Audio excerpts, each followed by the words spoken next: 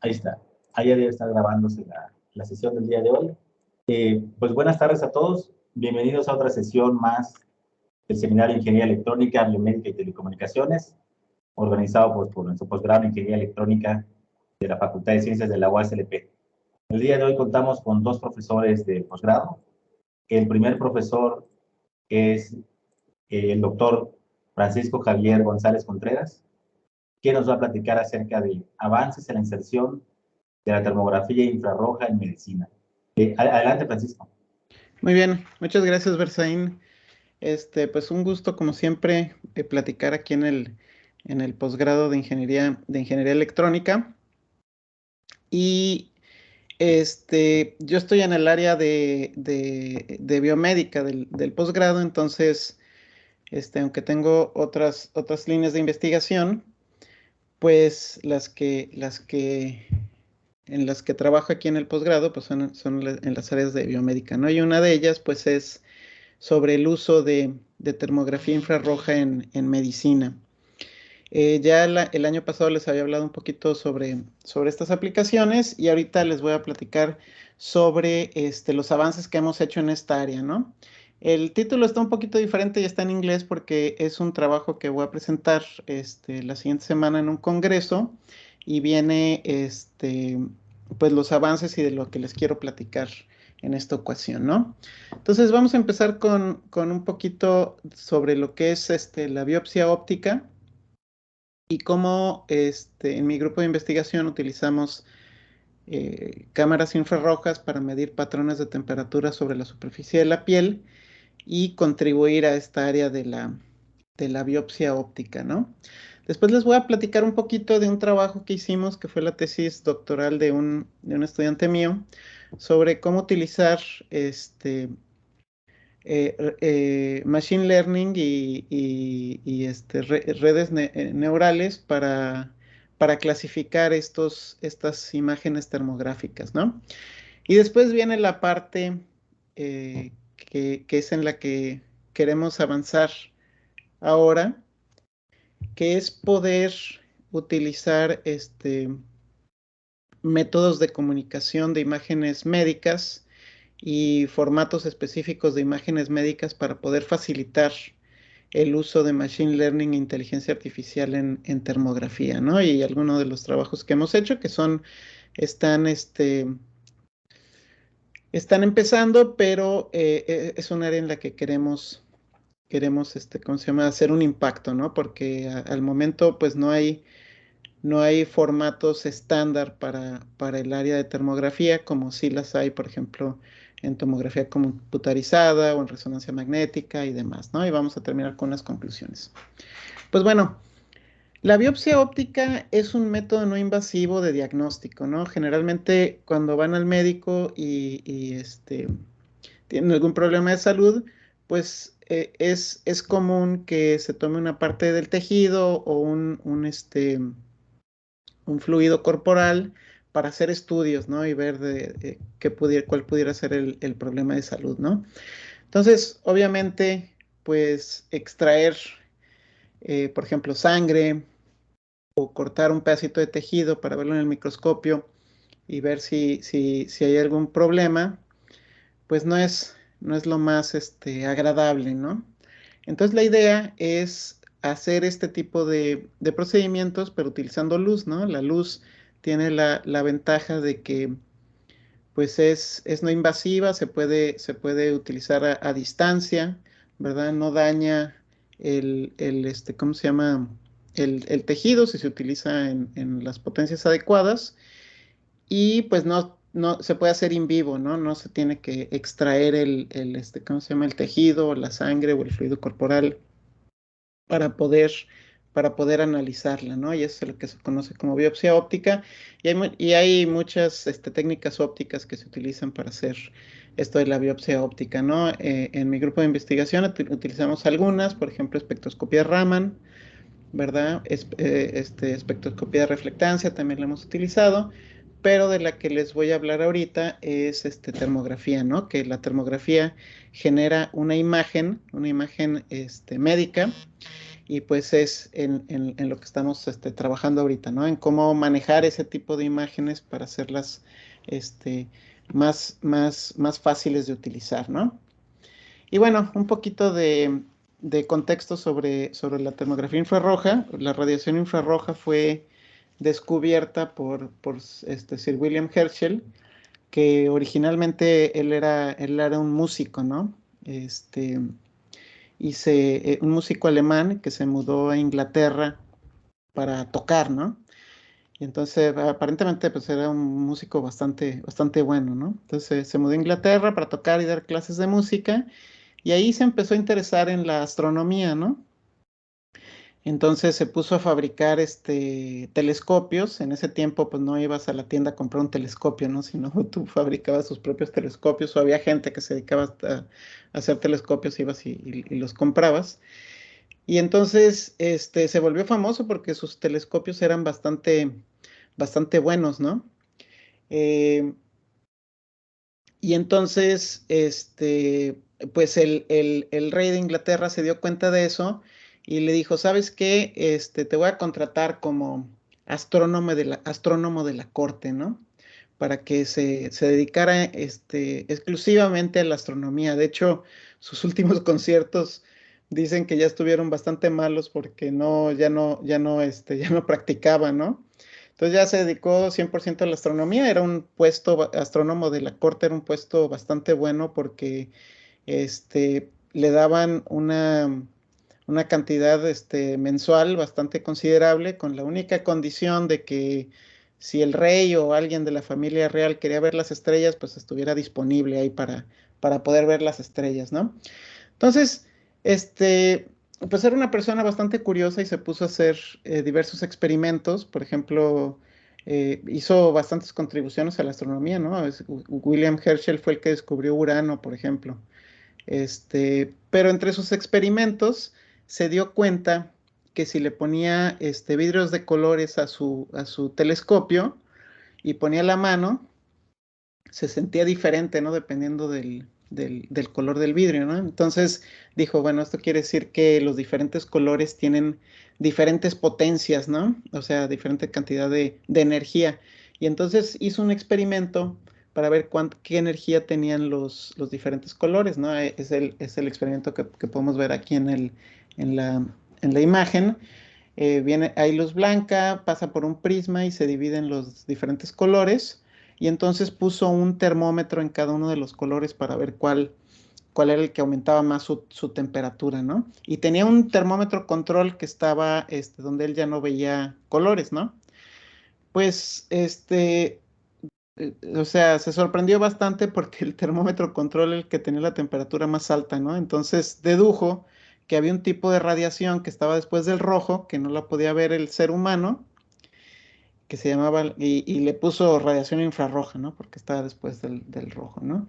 Eh, y bueno, así fue como se descubrió la radiación infrarroja.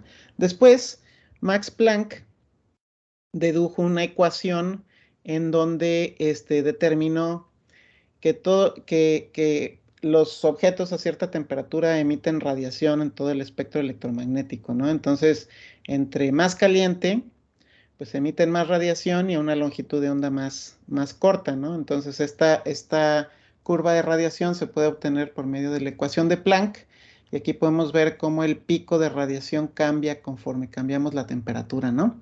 Entonces, por eso cuando ustedes calientan un metal, pues primero se ve rojo, después se ve naranja, después se ve amarillo, hasta que se ve blanco, ¿no? Por ejemplo, aquí cuando el pico es amarillo, la temperatura es más o menos, según la ecuación de Planck, 5000 Kelvin, que es la temperatura del Sol, ¿no? Por eso la vemos de color amarillo, ¿no? Entonces, de manera inversa, si nosotros capturamos la radiación que emiten los cuerpos, a través de la ecuación de Planck podemos determinar a qué temperatura están, ¿no? Entonces, a esto es a lo que se le llama termografía, poder determinar la temperatura a una distancia, ¿cómo se llama? O sea, sin tocarla, pues, con la radiación que emiten. Y, pues bueno, Una de las ventajas, pues, es que se puede ver en la oscuridad, ¿no? Porque no necesitamos que la luz refleje la radiación en los cuerpos para poderla ver, y nosotros vemos la radiación que emiten los cuerpos, ¿no? Y aquí tenemos una cámara infrarroja. Esto nos da un patrón de temperatura, y estos son los detectores que se utilizan para detectar la radiación infrarroja, ¿no? Este es un píxel en una de esas cámaras infrarrojas.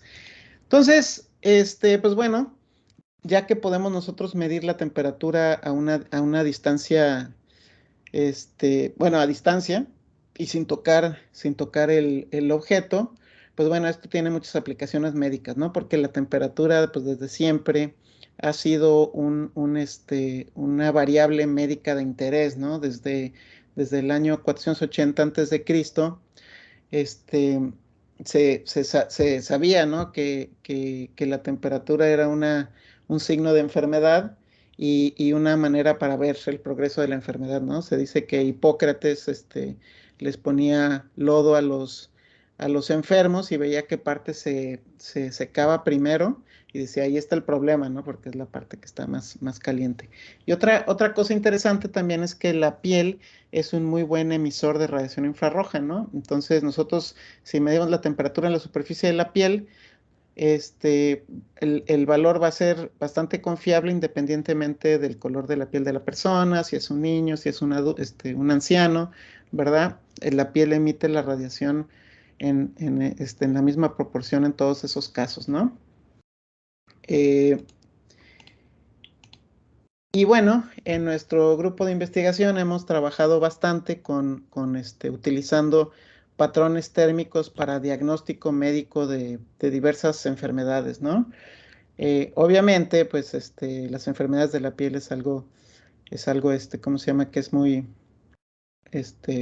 pues muy fácil de evaluar por termografía, porque la piel, pues, está muy al alcance, ¿no? De las imágenes infrarrojas. Aquí tenemos algunos trabajos que hemos realizado en termografía infrarroja. Por ejemplo, en este de la izquierda, aquí tenemos el patrón térmico de niños sanos.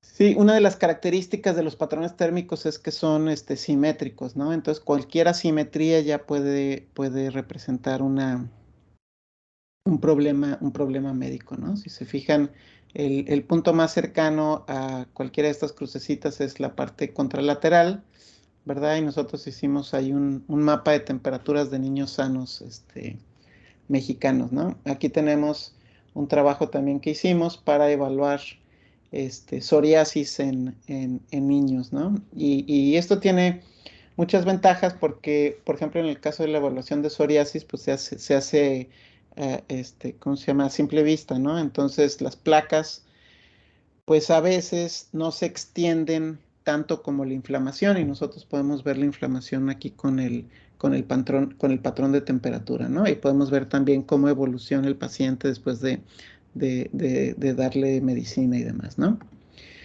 En el caso, por ejemplo, de cáncer también, que se ha utilizado bastante la termografía para ayudar en el diagnóstico, pues sucede que cuando se forma un tumor canceroso, hay una generación de nuevos vasos sanguíneos, ¿no? Que se llama angiogénesis.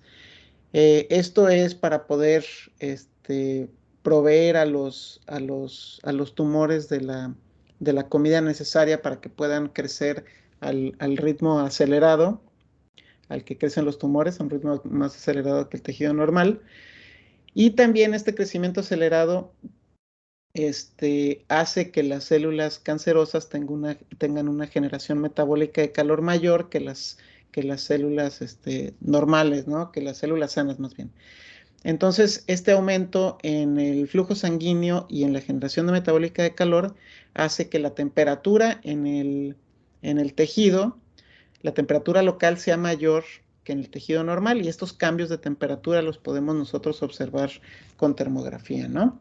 Aquí tenemos, por ejemplo, dos imágenes, dos patrones de temperatura de una mujer sana y de una mujer con un tumor de 2 centímetros en la mama izquierda, ¿no? Entonces aquí podemos ver cómo, pues, hay una diferencia de temperatura entre la región de interés y la región contralateral, que es muy pequeña en el caso de la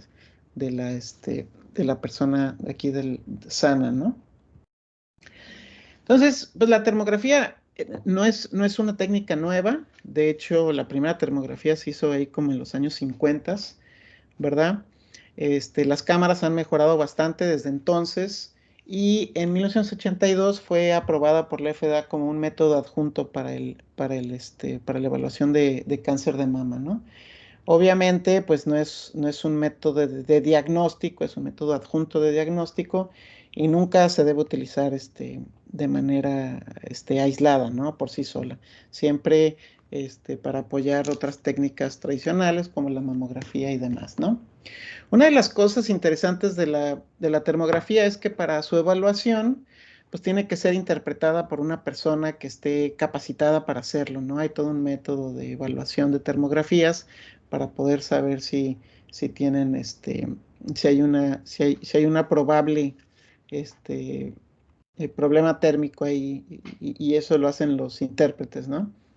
Entonces hay una nueva corriente en donde se trata de utilizar algoritmos de inteligencia artificial y de aprendizaje de máquina, de machine learning, para poder clasificar de manera automática estas termografías, ¿no?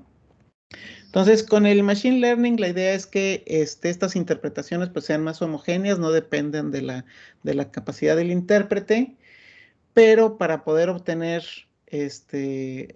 para poder entrenar estos algoritmos de inteligencia artificial, pues se necesita una base de datos bastante grande, ¿no?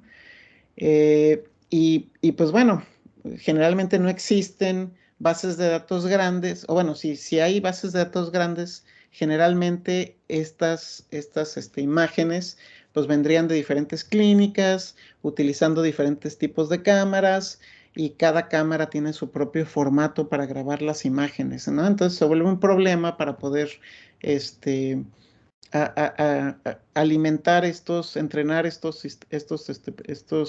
algoritmos de inteligencia artificial para hacer la clasificación, ¿verdad? Este es un trabajo que hicimos, que publicamos el año pasado, sobre el uso de redes neurales para clasificación de imágenes termográficas de mama, ¿no?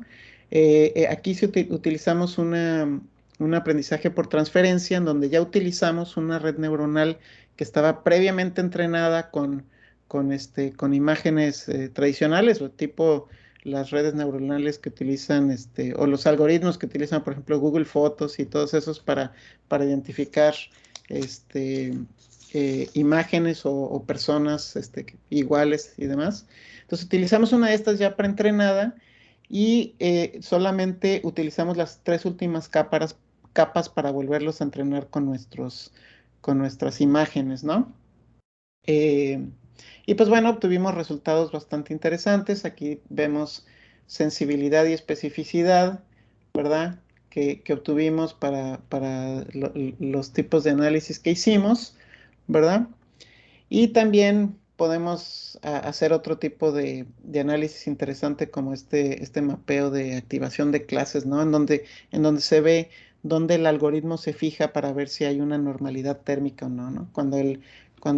La termografía es normal, pues entonces pues no tiene dónde fijarse el algoritmo, pero cuando ya la termografía es anormal, ya se orienta específicamente por ejemplo, en este caso, hacia una mama, ¿no? Para ver los cambios. Pero bueno, esto es solo un ejemplo de inteligencia artificial. Lo que les quiero platicar son los problemas para llegar a este tipo de entrenamiento de algoritmos, ¿no? Para este trabajo en específico, utilizamos tres conjuntos de datos, uno con 219 imágenes, otra con 100 y otro con 170.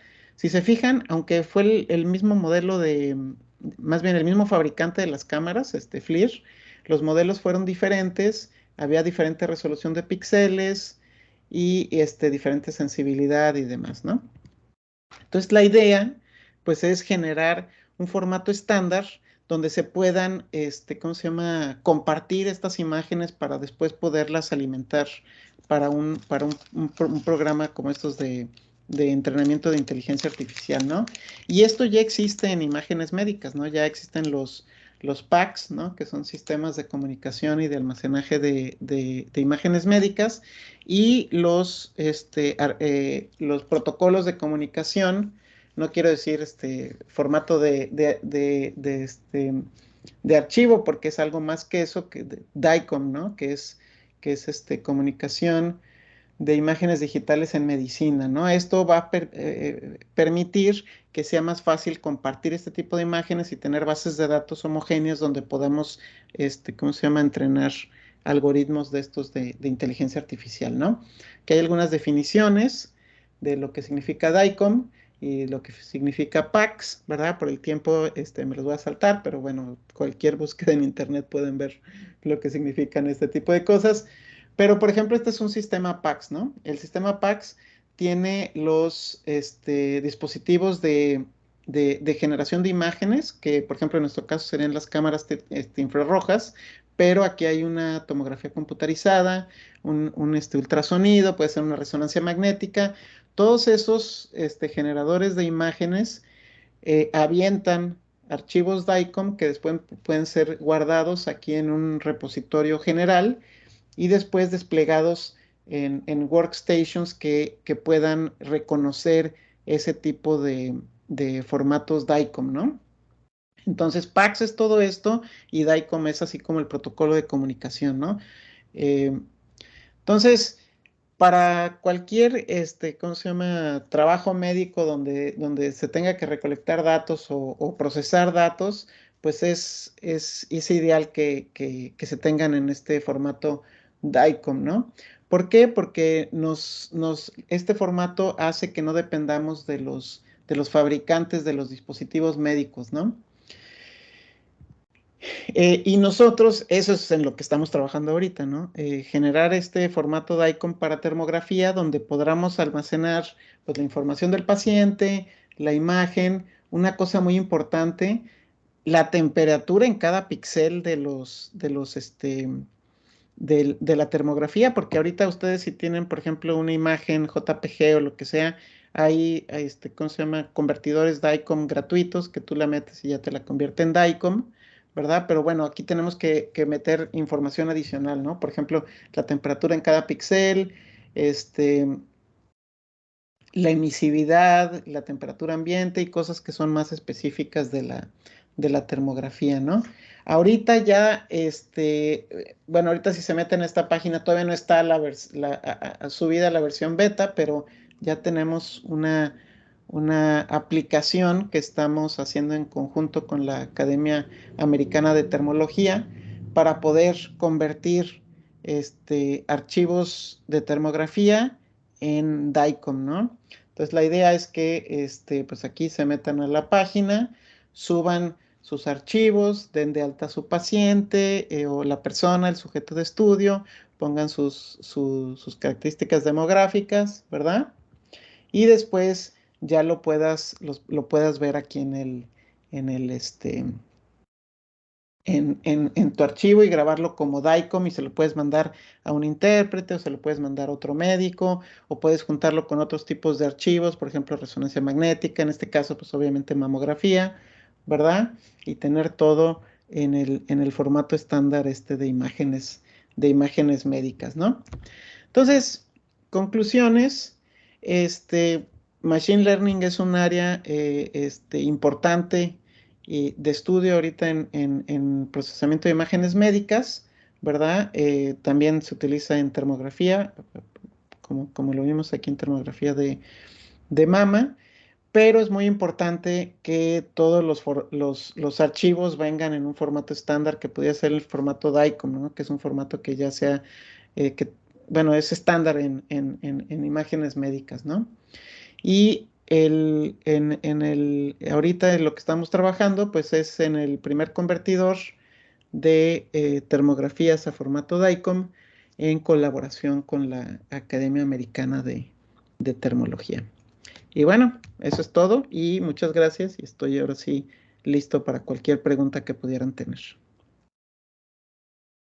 Muchas gracias por tu plática, Francisco, bastante interesante. Gracias, Berfel. ¿Tenemos alguna pregunta para el profesor?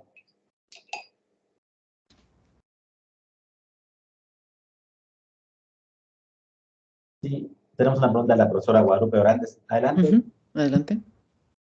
Hola, gracias por Hola. la plática. Mi pregunta era sobre el trabajo que hiciste con psoriasis. Sí. Con termografía, ¿han visto que se puedan identificar, por ejemplo, psoriasis de otras enfermedades dermatológicas? Bueno, en el caso de psoriasis, nosotros lo utilizamos para mejorar el índice PASI, ¿no? El PASI hay una escala de intensidad de la psoriasis que se llama PASI. Entonces, el problema de la psoriasis en niños es que, por ejemplo, de un mes a otro, el niño puede cambiar mucho, ¿no? Ya creció, ya engordó, ya enflacó, y este índice PASI te da un porcentaje de afectación de las placas psoriáticas, ¿no? Y esas se ven a simple vista porque pues, son muy características. Pero con termografía tú puedes ver qué partes están inflamadas y entonces resultó ser más exacto nuestro índice basado en termografía que el PASI. En este caso no lo utilizamos para diagnóstico porque el diagnóstico de psoriasis pues no es complicado, pues, ¿no? O sea, es muy fácil distinguir psoriasis, hay otras enfermedades por ahí que pudieran confundirse, líquen plano, ¿verdad? Otras enfermedades, pero no hay tanto problema en el diagnóstico de psoriasis, pero sí en la evaluación de la intensidad de la enfermedad, ¿no? Que eso fue lo que hicimos con termografía. Ok, gracias. Gracias, Lupita. Tenemos una pregunta del profesor Aldo. Aldo Mejía, Sí. adelante, Aldo. Adelante. Sí, gracias. Hola, Francisco. Gracias por la plática. Oye, una pregunta respecto de esto último que mencionaban de esta aplicación que genera las imágenes DICOM termografía. Aquí, por ejemplo, ¿tienen algunas restricciones en el uso de esta aplicación en términos, por ejemplo, del tipo de imágenes que uno puede ingresar? Porque, por ejemplo, así como mencionabas directamente, aún cuando se manejan cámaras de la misma marca, como puede ser FLIR, por ejemplo, las resoluciones cambian o los mapas de colores cambian en específico. Y usualmente estas imágenes te las deja, por ejemplo, manejar en formato JPG. Entonces, ahí en ese sentido, toda esta información hacen una especie de procesamiento antes de la generación de la imagen DICOM o manejan restricciones o simplemente es agarrar la imagen que tienes y acopla la información directamente sobre los campos del encabezado y la información de la imagen DICOM. Muy bien, siempre me gustan las preguntas que haces, Aldo, qué bueno que me preguntas. Fíjate, es una pregunta muy interesante y muy importante. Ahorita nuestro programa solamente sirve para imágenes FLIR, para imágenes de cámaras FLIR, porque ese es el SDK que tenemos disponible. Si queremos ir con a utilizar imágenes de otro fabricante, ahí sí le vamos a tener que pedir que nos pase su SDK. La ventaja de los FLIR que está disponible para todos, tú lo puedes bajar el SDK y lo que te permite hacer el SDK es separar, como tú dices, las imágenes FLIR vienen en un formato JPG radiométrico, se llama. O sea, si ves, las imágenes son chiquitas, pero son como de 300K, dices, pues qué tanta cosa tienen, ¿no? Lo que pasa es que ahí dentro tienen, en los metadatos, tienen toda la información de la temperatura. Entonces, lo que nosotros hacemos es con el SDK, bajamos los metadatos, guardamos los datos de la temperatura y ponemos, ¿cómo se llama? Pues la emisividad y cosas que también vienen en los metadatos, ¿no? Si tú quieres poner datos del paciente, eso sí los tienes que poner a mano, ¿verdad? Y la paleta de colores, eso no hay ningún problema porque son colores falsos. Entonces, a partir de nosotros, de los valores de temperatura, podemos poner la paleta que queramos, ¿no? Y eso es algo que nosotros queremos hacer eventualmente, que en esta aplicación tú cargas la matriz de temperaturas, le puedes cambiar a la paleta que tú quieras porque hay gente que le gusta más una paleta que otra y poder hacer ahí mismo el reporte de la termografía y que se quede guardado en el formato DICOM. Esa es la idea. Y eventualmente ya platicamos con otro fabricante de cámaras que se llama Spectrum IR. Ellos ya nos dieron también su SDK. Entonces ya por lo menos tenemos esos dos. La idea pues es empezar a platicar con más fabricantes que nos pasen su SDK y poder hacer la conversión en todos, ¿no?